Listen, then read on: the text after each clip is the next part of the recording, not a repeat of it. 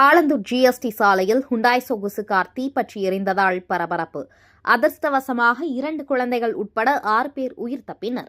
வேளச்சேரியைச் சேர்ந்த டோமினோக் என்பவர் அவரது உறவினர் அமெரிக்காவில் இருந்து வந்ததைத் தொடர்ந்து சென்னை விமான நிலையத்தில் அவர்களை அழைத்து வருவதற்காக விமான நிலையம் சென்று அங்கு அவர்களை கூட்டிக் கொண்டு ஹுண்டாய் சொகுசு காரில் டோமினோக் மற்றும் 2 பெண்கள், 5 வயது பெண் குழந்தை ஒருவர், 6 மாத பெண் குழந்தை ஒருவர் என மொத்தம் 6 பேர் வந்துள்ளனர். அதிகாலை 5:30 மணி அளவில் சென்னை விமான நிலையத்தில் இருந்து புறப்பட்டு சென்ட் தாமஸ் மவுண்ட் மெட்ரோ நிலையம் அருகே சாலையில் செல்வதற்காக வந்துள்ளனர்.